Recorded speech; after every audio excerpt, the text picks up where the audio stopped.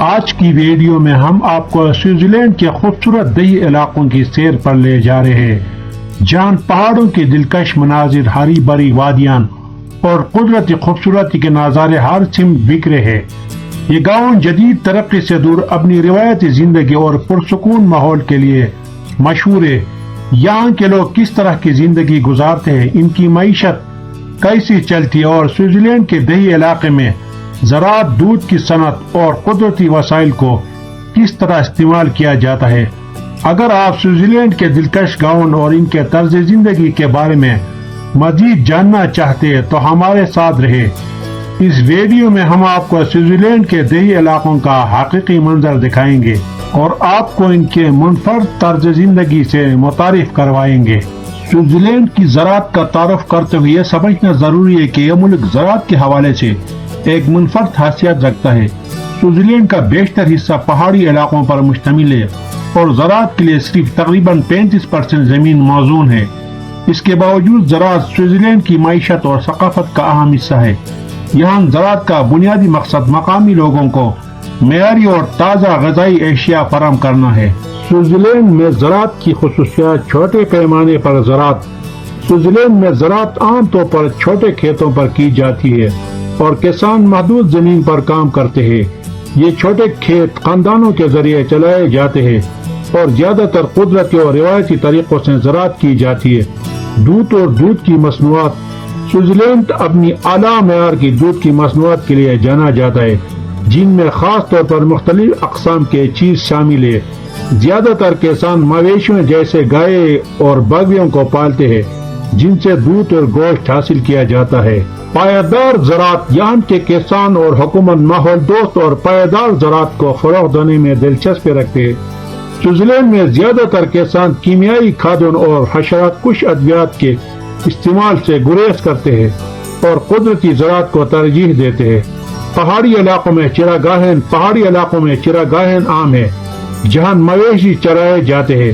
ان چراگاہوں میں صاف ماحول میں مویشی پالنے کی وجہ سے سوئٹزرلینڈ کے دودھ کی مصنوعات کا ذائقہ اور معیار بہترین ہوتا ہے۔ حکومتی حمایت۔ سوئٹزرلینڈ میں حکومت کسانوں کی مدد کرتی ہے اور زراعت کو پائیدار بنانے کے لیے سبسڈیز اور منصوبے متعارف کرواتی ہے۔ ان منصوبوں کا مقصد ماحولیات کا تحفظ، کسانوں کی آمدنی کو بہتر بنانا اور دیہی علاقوں کو آباد رکھنا ہے۔ زراعت کا اہم کردار۔ سوئٹزرلینڈ میں زراعت کا اہم کردار صرف اقتصادی نہیں بلکہ ثقافتی بھی ہے۔ یہ ملک بھی دیہی علاقوں میں زراعتی تہواروں اور روایات کو برقرار رکھتا ہے۔ یہاں کے کسان مقامی معاشرتی زندگی میں اہم کردار ادا کرتے ہیں اور ملک کی قدرتی خوبصورتی کو برقرار رکھنے میں مددگار ثابت ہوتے ہیں۔ سوئٹزرلینڈ کی زراعت کا تعارف اس بات کو سمجھنے میں مدد دیتا ہے کہ کیسے ایک چھوٹے مگر ترقی یافتہ ملک نے قدرتی وسائل کے ساتھ مطابقت پیدا کرتے ہوئے پائیدار زراعت کو فروغ دیا ہے۔ سوئٹزرلینڈ کے پہاڑی علاقوں میں زراعت ایک منفرد اور چیلنجنگ عمل ہے۔ زیادہ تر دیہی علاقے ایلپس کی پہاڑیوں پر واقع ہیں، جہاں زمین کی بناوٹ اور آب و ہوا عام زراعت کے لیے موزوں نہیں ہوتی۔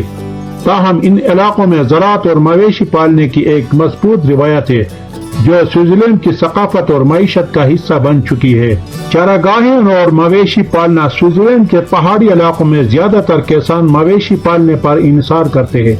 یہ علاقے چراگاہوں کے لیے مشہور ہے، جہاں گائے، بکریاں اور بھیڑیں چرتی ہیں۔ گرمیوں کے موسم میں مویشیوں کو اونچے پہاڑی علاقوں میں چراگاہوں تک لے جایا جاتا ہے۔ اس عمل کو المن کہا جاتا ہے، جس کا مطلب ہے کہ مویشیوں کو زیادہ اونچائی پر لے جا کر وہاں قدرتی گھاس چرائی جاتی ہے۔ مشکل زمینی حالات۔ پہاڑی علاقوں میں کھیتی باڑی کی زمین کم ہوتی ہے اور وہ بھی ڈھلوانوں پر ہوتی ہے، جس سے روایتی زراعت مشکل ہو جاتی ہے۔ ان علاقوں میں کسان زیادہ تر چھوٹے کھیتوں میں کام کرتے ہیں اور دستی محنت پر زیادہ انحصار کرتے ہیں۔ قدرتی زراعت اور ماحولیاتی تحفظ۔ سوئٹزرلینڈ کے پہاڑی علاقوں میں کسان قدرتی اور ماحول دوست طریقوں سے زراعت کرتے ہیں۔ کیمیائی کھادوں اور حشرات کش ادویات کا استعمال کم کیا جاتا ہے اور زیادہ تر نامیاتی طریقے استعمال کیے جاتے ہیں۔ ماحول کے تحفظ کے لیے پہاڑی علاقوں میں زراعت کو پائیدار بنایا گیا ہے تاکہ مٹی کے کٹاؤ اور قدرتی وسائل کو نقصان نہ پہنچے۔ پھلوں کی کاشت۔ کچھ پہاڑی علاقوں میں مخصوص پھلوں کی کاشت بھی کی جاتی ہے، جیسے سیب، ناشپاتی اور انگور۔ انگور کی کاشت بعض پہاڑی علاقوں میں خاص طور پر کی جاتی ہے، جس سے اعلیٰ معیار کی شراب بنائی جاتی ہے۔ سوئٹزرلینڈ کے پہاڑی علاقوں میں زراعت صرف ایک اقتصادی سرگرمی نہیں بلکہ ایک ثقافتی ورثہ بھی ہے۔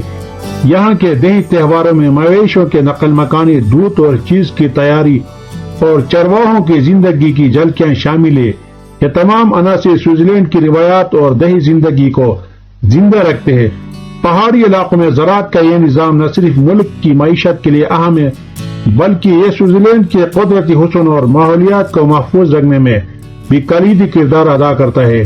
سوئٹزرلینڈ میں زراعت کو جدید اور قدرتی طریقوں سے فروغ دیا جا رہا ہے تاکہ زراعت کو پائیدار بنایا جائے اور قدرتی وسائل کو محفوظ رکھا جا سکے۔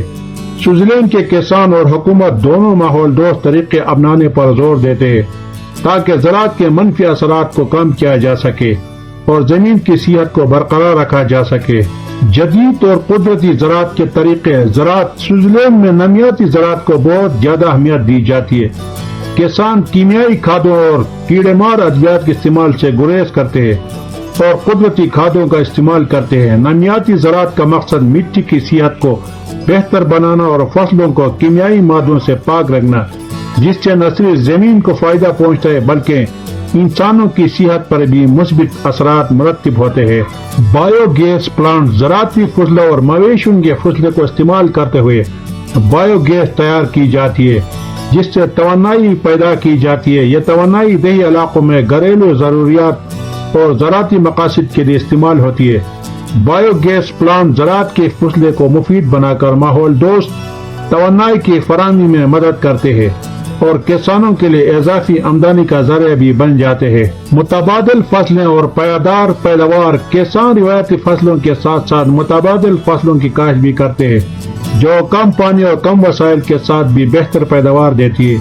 یہ طریقہ ماحول پر بوجھ کم کرتا ہے اور کسانوں کے لیے متنوع آمدنی کے ذرائع پیدا کرتا ہے۔ مویشیوں کے لیے قدرتی چارہ۔ سوئٹزرلینڈ میں مویشیوں کو زیادہ تر قدرتی چارہ دیا جاتا ہے جو پہاڑی علاقوں کی چراگاہوں میں اگتا ہے۔ مصنوعی خوراک یا کیمیائی غذائیں استعمال نہیں کی جاتی جس سے مویشیوں کی صحت بہتر ہوتی ہے اور دودھ کی مصنوعات کا معیار بھی بلند ہوتا ہے۔ ماحولیاتی تحفظ اور کسانوں کی حمایت۔ سوئٹزرلینڈ کی حکومت اور مقامی کسان مل کر ماحول دوست زراعت کو فروغ دینے کے لیے مختلف منصوبے اور سبسڈیز فراہم کرتے ہیں۔ ان منصوبوں کا مقصد زراعت کو پائیدار اور قدرتی بنانے کے ساتھ ساتھ کسانوں کی آمدنی کو مستحکم رکھنا ہے۔